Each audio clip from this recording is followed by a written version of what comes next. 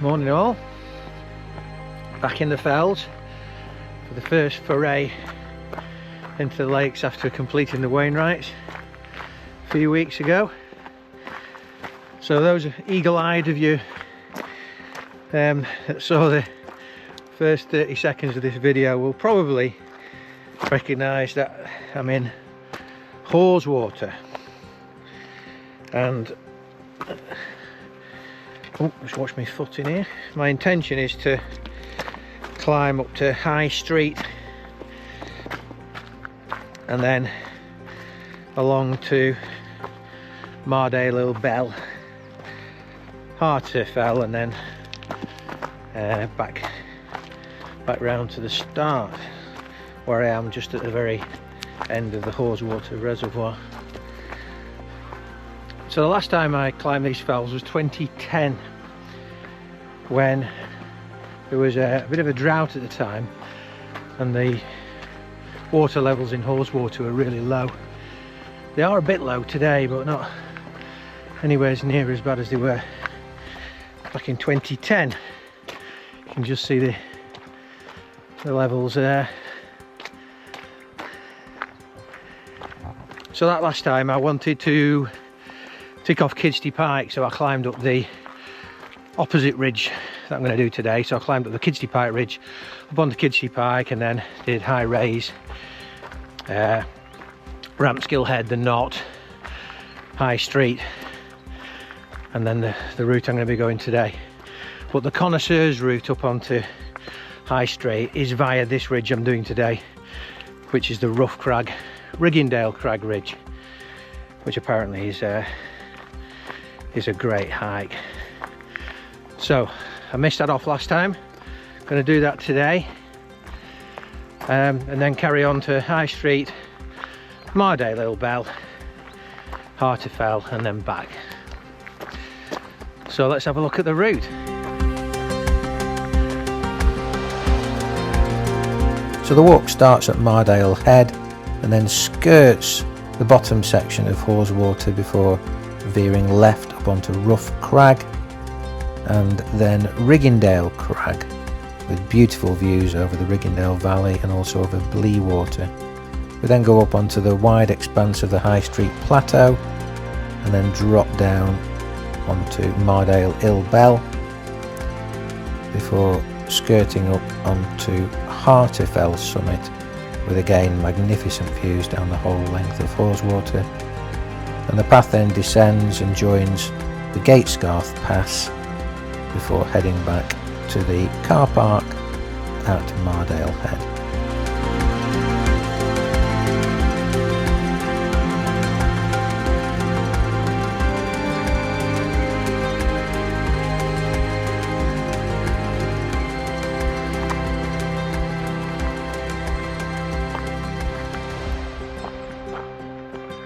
Right, I've just reached a little sort of outcrop of land that's called a rig on the map, which is this forested area here that sort of juts out into the reservoir.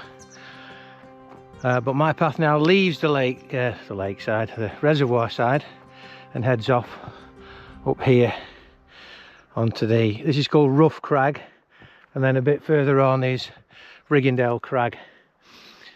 And then down to the right hand side of this, down here, is the Riggindale Valley.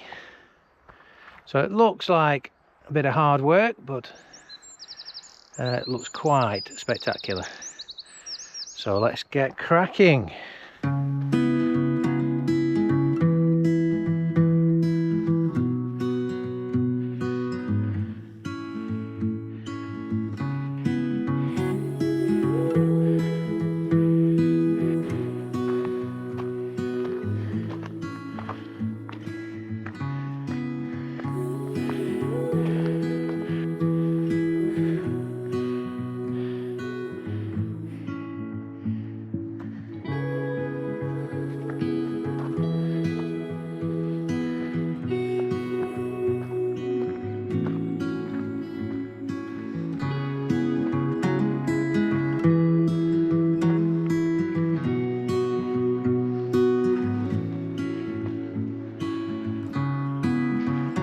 Okay, so just stopped halfway up Rough Crag just for a bit of a breather, because I've got a lovely aspect of Haweswater.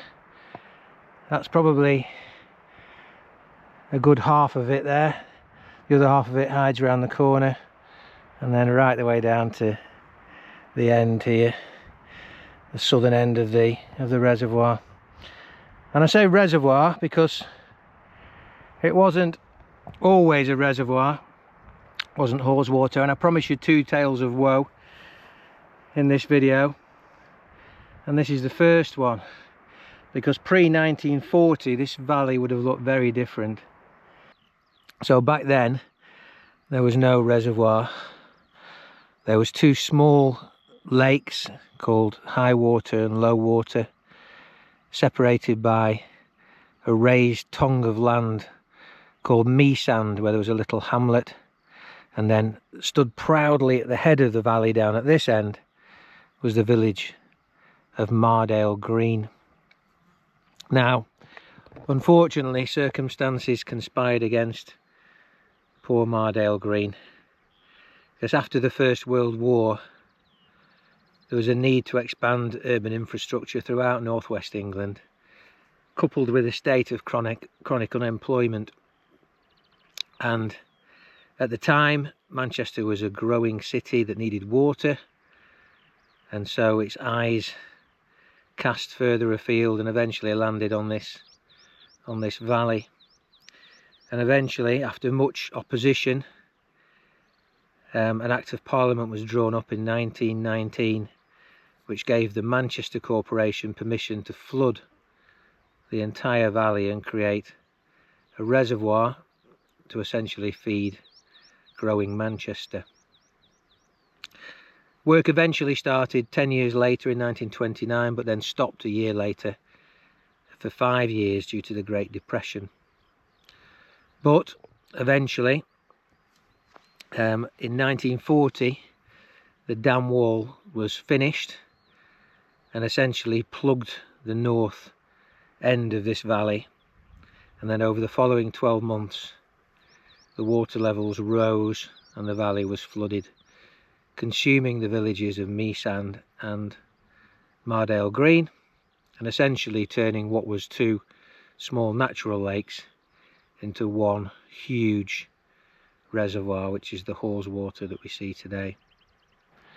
So all of the residents had to be evacuated and rehomed. In the little church at Mardale, 97 bodies had to be exhumed from the graveyard and relocated to neighbouring churches. The residents' buildings were all used for explosive practice by the Royal Engineers, and it was only the little church that survived obliteration. Its stone was used to build the reservoir takeoff tower, which you can just see on the east side, the east bank of the reservoir down there. The loss of Mardale was particularly lamented by Alfred Wainwright, who wrote, "Gone forever are the quiet wooded bays and shingly shores that nature had fashioned so sweetly in the Haweswater of old. How aggressively ugly is the tide mark of the new Haweswater." So you can imagine back in Wainwright's day, it probably did look like a scar on the landscape, but in the subsequent decades it's naturalised fairly well. So this jut of land down here called the Rig is artificial. There's also a little island just beyond there which you can't see from here, and that's artificial, planted up with those pine trees that were fashionable at the time. So they tried to naturalise it as well as possible. In fact, looking at it now, apart from the low water exposing the sort of tide around the edge, it does look fairly naturalised. The pine tree stands all the way around the shores are the only bit really which looks somewhat artificial. So the current Haweswater Reservoir there is now 4 miles long, half a mile wide, 200 feet deep, and it has a capacity of about 84 billion litres of water, which is enough to give everybody on the planet a bath.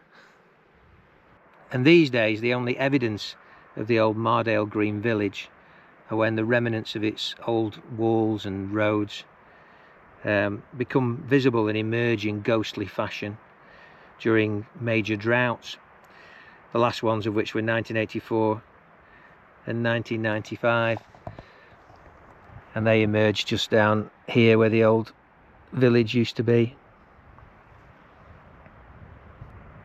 So that's the sad story of Mardale Green.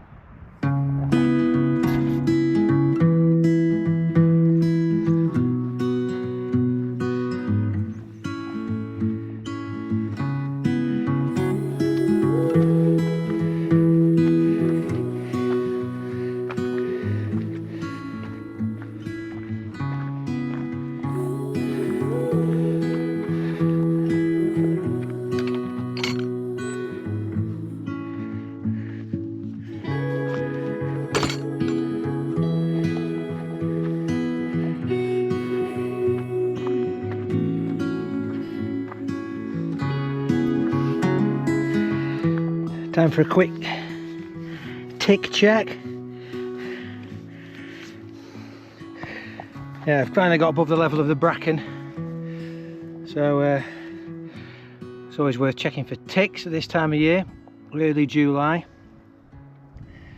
I refuse to hike in long trousers in anything other than well sub-zero weather. I think it's just too uncomfortable, and my legs are impervious to cold. But of course the disadvantage of that is that you are vulnerable to ticks in this weather.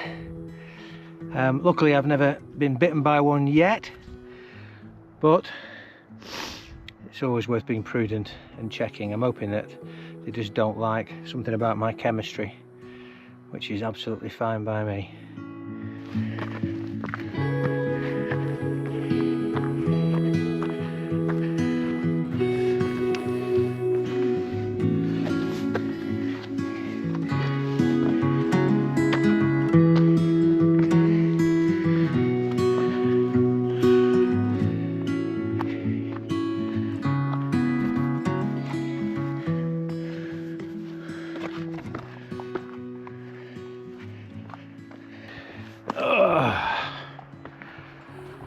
Okay, so it looks like I've reached the highest point along Riggindale Crag.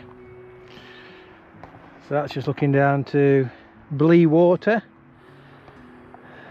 overlooking Mardale Ill Bell there, High Street up there.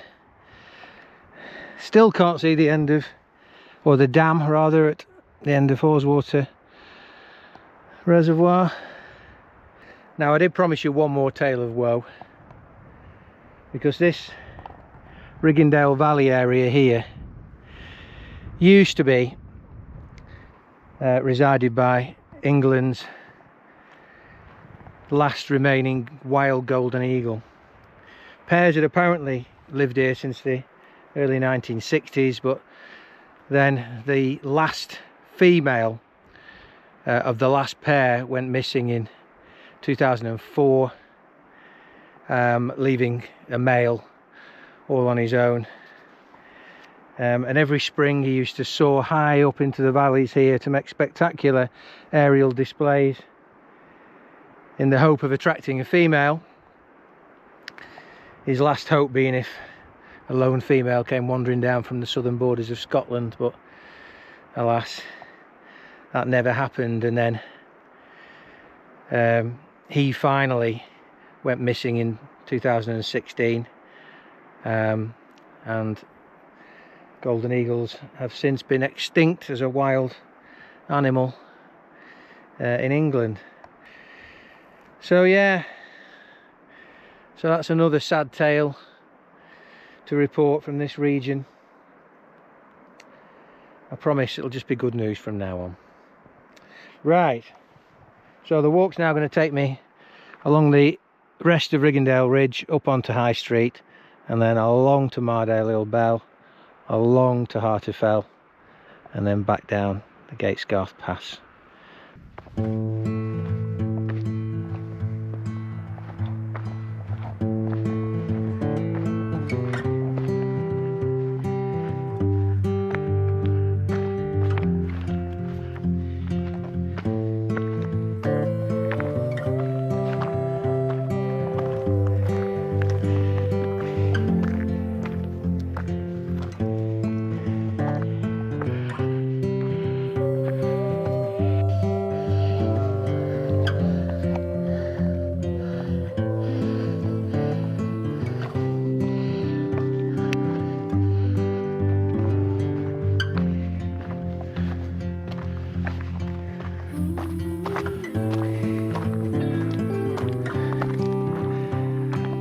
Okay, made it to the High Street plateau behind me.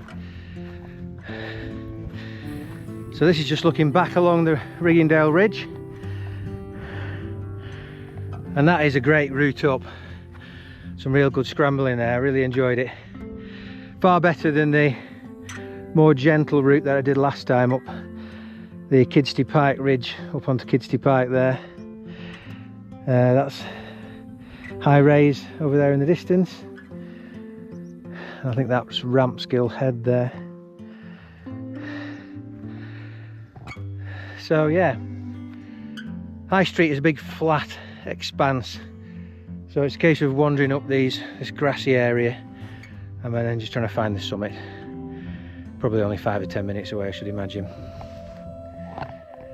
I've just realised as well I've had a massive lump of sun cream in my ear for the whole of the hike up to here. So yeah, apologies for that, because that was probably being all the previous videos up to this point. None of you lot told me, did you? Anyway, onwards.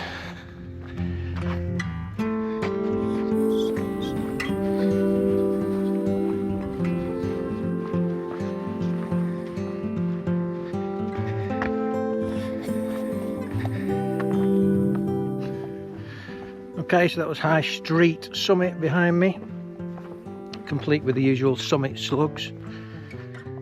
Why people decide to set up picnic right by the summit and just get in the way of everybody else's photos is beyond me. Don't do that, people. Go to the summit, take your pictures, and then move away to a quiet spot to have your dinner. Don't be a summit slug. Right, so this is the old Roman road that passes over the top of High Street.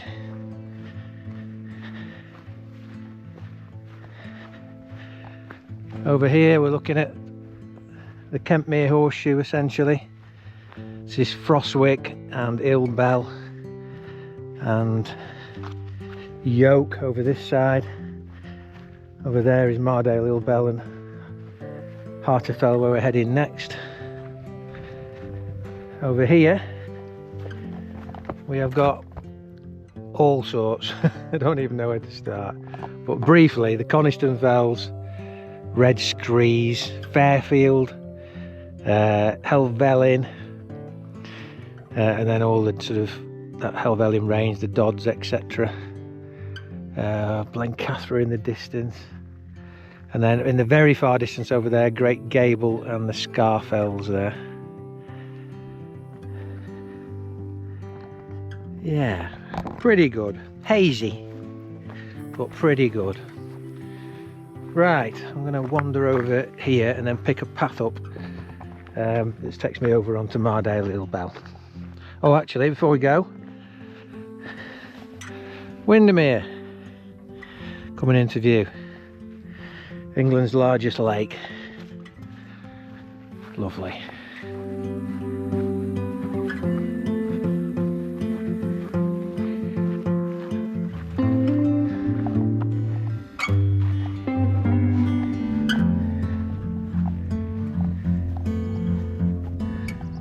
Not bad, eh? So this is Blee water again, just from the other side of the ridge. Oh, it's like a little jewel, isn't it? Superb. So we're parked down there in the far distance, and then we've walked all the way up here, across the Riggindale Crag, up onto High Street, and then round where we are at the moment.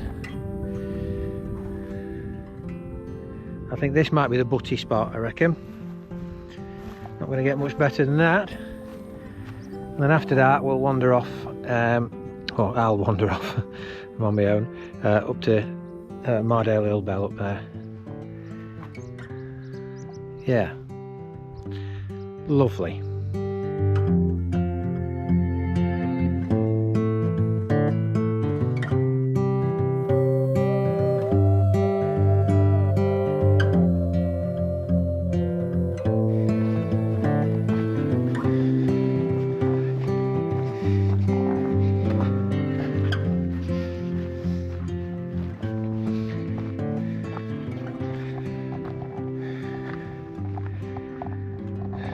Okay, Wainwright Summit number 2, Mardale Ill Bell.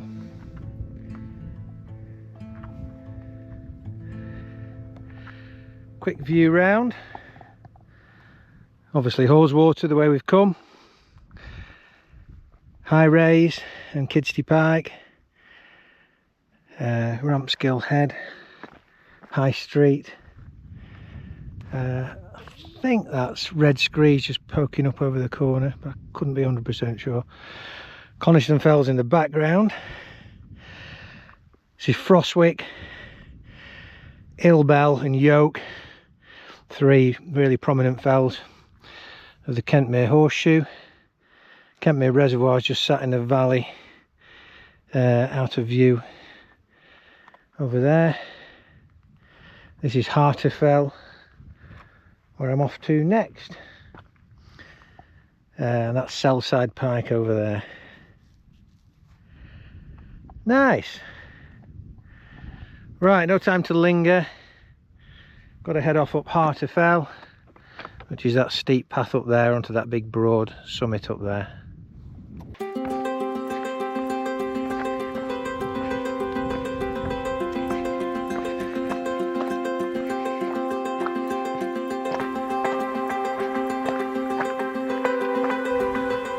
This little tarn is called Smallwater. Well, it's small and it's got water in it, so appropriately named, I'd say. And on the other side we've got Kentmere Reservoir down there, and looming up ahead, Harter Fell.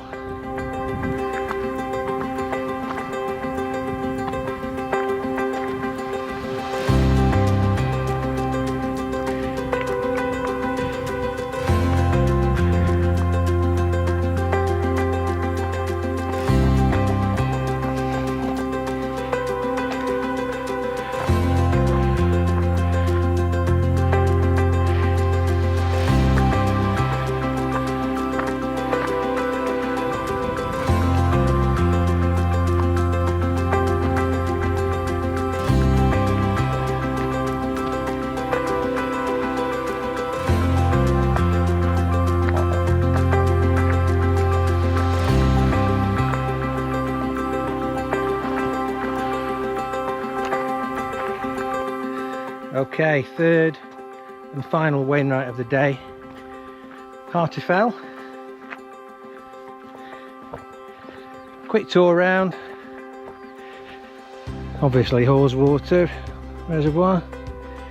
Then we've got High Raise, Kidsty Pike, High Street, Thornthwaite Crag there, really impressive big cairn on the summit of there, you can even see it from here actually. Then in the background Helvellyn and Fairfield. Got Red Screes there.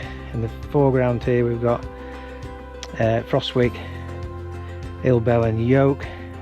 Far distance, Great Gable in the far distance there. And I think that's Pillar to the right of it, and then we've got the Scafell Range there and the Coniston Fells. Along this ridge here is off to Kentmere Pike. But my route is pretty much all downhill now. Going to head off along this way and then pick up the Gatescarth Pass and then back down to the car at the head of Haweswater.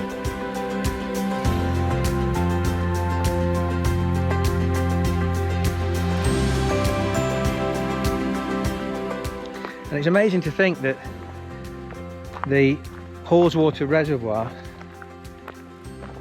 supplies water for Manchester, which is about 50 to 60 miles south of here.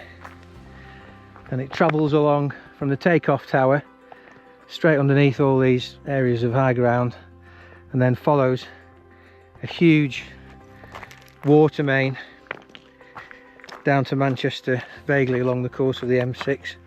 Apparently it's big enough that you can stand in and walk along, and of course it was built at the same time as the reservoir, so is, you know, almost 100 years old. And so we'll no doubt have so many leaks that it loses probably as much water as it actually transports.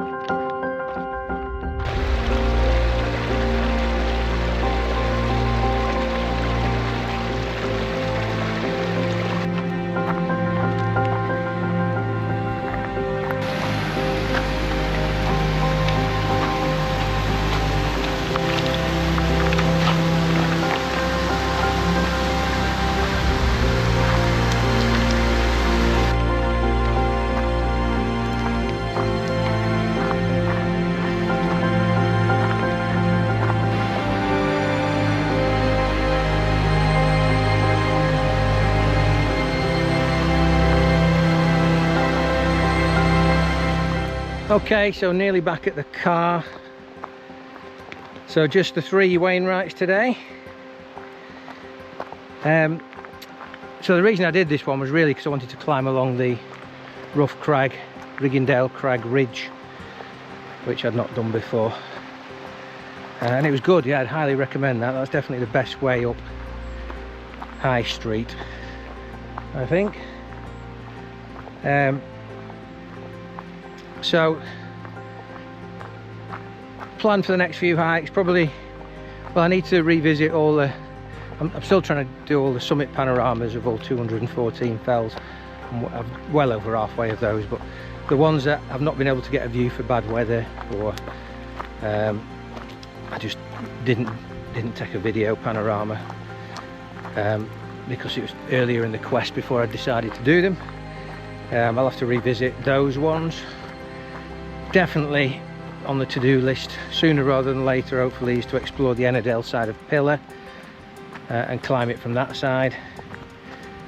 Yeah, and then it's just going to be favourite fells by different paths is going to be the theme, I think.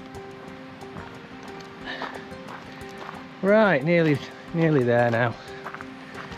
If you want to learn more about the history of Mardale, which is really fascinating, then I'll put some links in the video description. There's a website called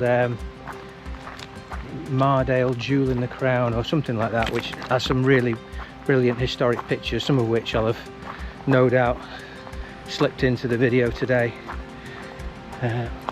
when I'm editing it. But yeah, that's well worth a visit, and if I find anything else of any interest, I'll pop that on the website as well, in the description, rather the video description. Right, nearly back at the car, so until next time, signing off.